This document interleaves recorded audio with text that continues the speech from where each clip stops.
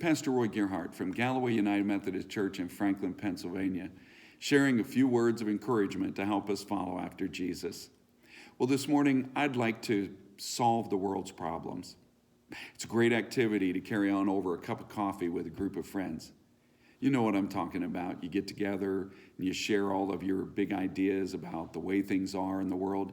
You may critique the government, the company you work for, talk about the school you attend, or maybe even the family that you're part of, and you share the way that it functions or dysfunctions. And after you've shared all of your big ideas and all of your complaints, somebody asks you, what were you up to? And you say, we were solving the world's problems. I remember as a kid, the first time that I heard that expression, and I thought it was so funny because I knew we weren't solving the world's problems. We were just sharing our big ideas. Most of us are never going to be in a position of directive authority to change the world, maybe not even have the chance to redirect the company that we work for. We might not even have the authority to redirect our family. So what are we to do? Does that mean we can't change anything? Well, of course not. We can be agents of change. We all have spheres of influence amongst our friends and even amongst our enemies, because as people are looking at us, we have the chance to influence their lives. We can be an agent of change, but in order to do that, we have to be changed by God. You know, in the Bible, we're looking at the family of Jacob, and the deeper we delve into that, the more that we see a family that needs to be changed.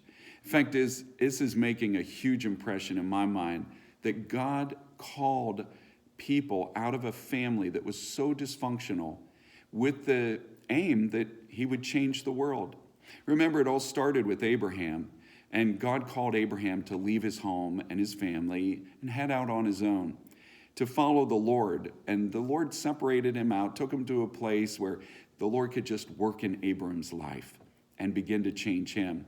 And God promised Abraham, I'm going to bless you. I'm going to bless you with descendants. I'll bless them and turn them into a nation. And out of that, I will bless the whole world.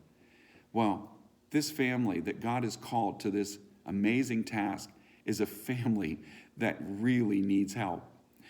You know, as Abraham has a son, Isaac, and that blessing is being passed on to him, Isaac gains a wife from back home, Rebekah. Everything seems great with that, but when we come to this next generation, and that blessing needs to be passed on once again, and it is going to be passed on to Jacob, things begin to come to the surface that revealed to us just how much the family that Abraham was called out of needs help. Rebekah is a woman who puts on display patterns of behavior that really run deep in her family. She coaches her son Jacob in patterns of deception, manipulation, cheating in order to get to the top. You know, it's not enough that Jacob was named a cheat and a swindler from his birth. Now his mother is fanning the flames of that behavior in his life. And when Jacob is sent back home to his mother's brother, his uncle Laban, we realize that these patterns of behavior are normal in this family. Uncle Laban is a true swindler. There is constant manipulation, cheating, and rivalry that goes on in this family. And wow, we look at this and think, this is the family that God is calling someone out of to change the world? Well, clearly, there is need for change. And God has to call out a change agent in every generation, someone who will be different. You see, if you and I are going to change anyone, we have to be changed. If the people around us are filled with corruption, then we have to be people of integrity and truth. We have to have a purity in our lives. If everyone around us is cruel and uncaring, then we have to be people with compassion, people who can show forgiveness.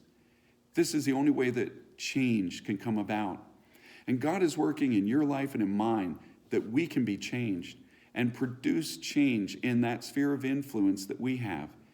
And the greatest thing that we need is a constant heart of surrender to God.